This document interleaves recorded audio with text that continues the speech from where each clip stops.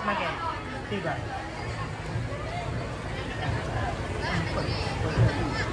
Abu Nawas. Pakai. Basuki. Enggak pakai ini. Jaber enggak saya. Pakai Jabi kan? Jabi. Ya. Ya, mana ada wanju dia udah kugeng-kum.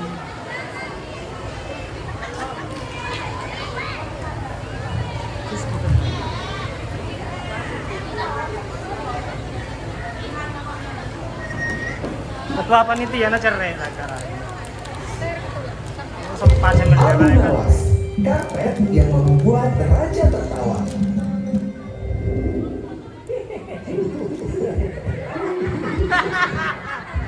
Gelak tawa terdengar dari sebuah kedai. Terlihat sekelompok lelaki sedang berkumpul di salah satu meja. Cantik sekali ide itu. cepat kaya. Benar, aku yakin kali ini dia tidak bisa lolos. Oh, kebetulan sekali orangnya datang. Hei Abu Nawas, bekaslah kemari. Ada apa? Setelah sampai di depan mereka, dia kemudian memesan satu minuman hangat. Engkau terkenal sangat cerdik dan selalu saja bisa lolos dari hukuman Raja Harun. Kami penasaran, apakah kali ini pun engkau bisa lolos? Apa maksud kalian? Begini, kami punya satu tantangan untukmu. Benar, kami yakin bahwa ini sangat sulit dan engkau tidak akan bisa lolos dari hukuman sang raja. Bukan Abu Nawas namanya jika dia tidak berani menerima tantangan. Maka dia pun menjawab dengan mantap. Tidak ada satupun yang membuatku takut kecuali Allah Subhanahu wa Ta'ala. Lekaslah kalian katakan padaku, selama ini belum pernah ada satu orang pun yang berani menghubungi raja, apalagi memberikan patah bukan?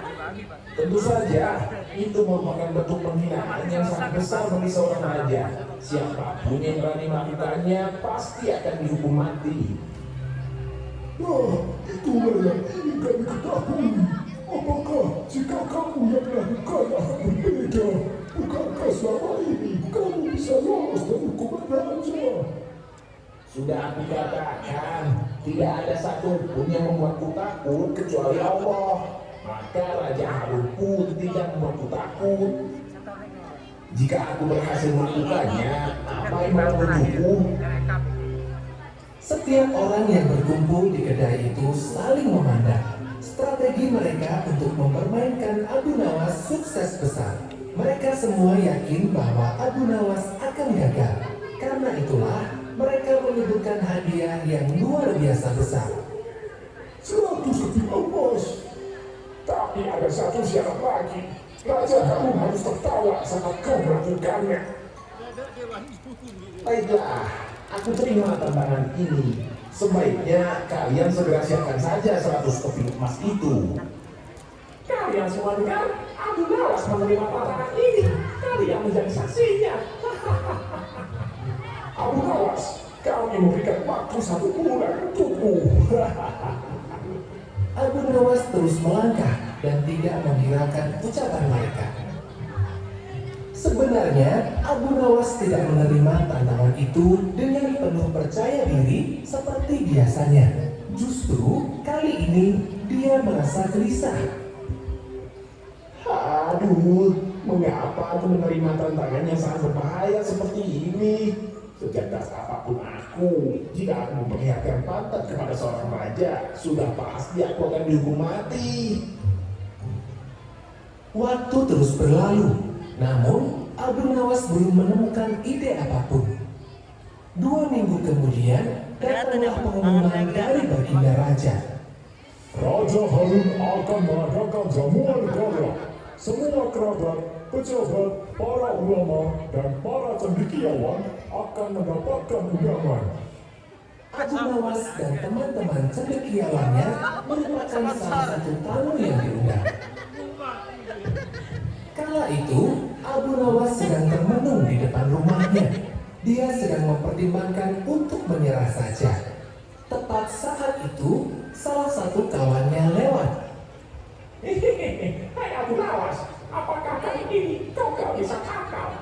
Tepat di akhir batas perjanjian, Raja mengadakan jamuan besar. Bagaimana kalau kau beraksi saat itu saja? Hehehe. Kau ini membuat kepala aku tambah pusing saja. Akhirnya, hari yang dijanjikan pun tiba. Istana telah penuh dengan tamu undangan. Mereka semua duduk membaur, tidak mempedulikan status. Siapa yang datang lebih awal dipersilahkan untuk duduk di barisan paling depan.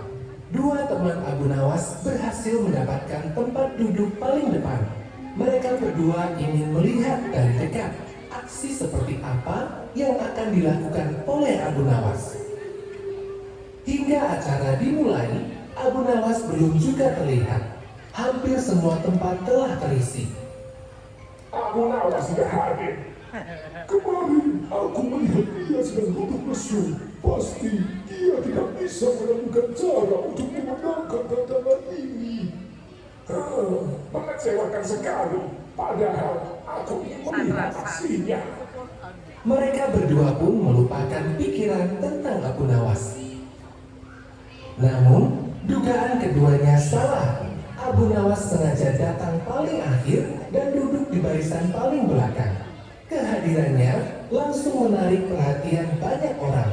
Abu Nawas sengaja duduk di lantai tanah, tempat yang seharusnya disediakan untuk jalan.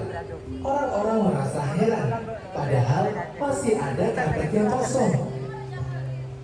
Kajian dan ceramah dari ulama-ulama besar berlangsung dengan sangat hikmat. Kini, giliran Raja Harun untuk menyampaikan pesan-pesan kepada seluruh rakyat yang dicintainya. Saat Raja maju ke tengah podium, Raja pun melihat tingkah aneh Abu Nawas ini. Abu Nawas, mengapa engkau tidak duduk di atas karpet? Pindahlah segera. Baginda Raja yang mulia, terima kasih atas perhatian Baginda kepada saya. Namun, saya sudah merasa bahagia bisa duduk di sini, tempat yang bisa langsung melihat wajah Baginda dengan jelas. Jawaban Abu Nawas ini penuh dengan sanjungan sekaligus bantahan. Abu Nawas sengaja membantah perintah Raja untuk menarik perhatiannya. Tidak bisa. Majulah dan duduk di atas karpet. Mohon maaf Baginda, saya sungguh tidak apa duduk di sini. Masih ada karpet yang kosong. Mengapa engkau rela duduk di tanah dan mengotori bajumu sendiri? Ampun Baginda, sesungguhnya saya sudah duduk di atas karpet. Aku tidak melihat ada karpet yang kau duduki. Karpet mana yang engkau maksud?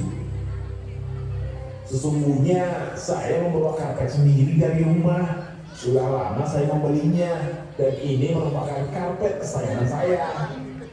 Gumaman mulai terdengar dari berbagai arah, termasuk kedua sahabat Abu Nawas yang telah memperhatikan sejak tadi. Raja Harun semakin penasaran. Dia pun kembali bertanya. Aku benar-benar tidak melihat karpet yang kau duduki. Jangan bilang jika itu adalah karpet ajaib dan hanya orang cerdas saja yang bisa melihatnya. Aku tidak akan tertipu dengan trik semacam itu. Oh, tentu saja ini bukanlah tipuan Baginda Raja. Jika Anda mengizinkan, saya akan memperlihatkan karpet ini. Abu Nawas pun berdiri dan mulai berjalan maju mendekat ke arah Raja Harun. Ketika sudah cukup dekat, Abu Nawas berkata, Sebelumnya, saya mohon maaf. Ini saya lakukan atas perintah Anda, Baginda Raja. Sekarang, saya akan memperlihatkan karpet itu. Abu Nawas pun membalikkan badan dan memperlihatkan pantatnya. Ini dia karpet milik saya. Raja Harun memicingkan mata untuk mencari karpet yang dimaksud. Kemudian, dia melihat sepotong kecil karpet yang telah terjahit itu. Kau ini sungguh banyak akal. Sudah, duduklah di atas karpetku. Jangan membantah lagi. Baik, Baginda. Dia pun segera masuk ke dalam barisan para tamu undangan lainnya. Abu Nawas duduk di atas karpet dekat dengan dua kawannya. Segera siapkan 100 keping uang emas kalian. Antar ke rumahku secepatnya. Sungguh luar biasa. Akal dan kecerdasan Abu Nawas seolah tidak pernah habis. Dan ketika dia menerima 100 keping uang emas itu, dia kembali melakukan hal yang membuat orang-orang tercengang. Ambillah sebagian untuk kalian dan sisanya bagikan kepada fakir miskin. Aku hanya berhak atas beberapa keping saja. Kata Abu Nawas sambil mengambil beberapa keping uang emas itu. Sungguh teladan yang baik.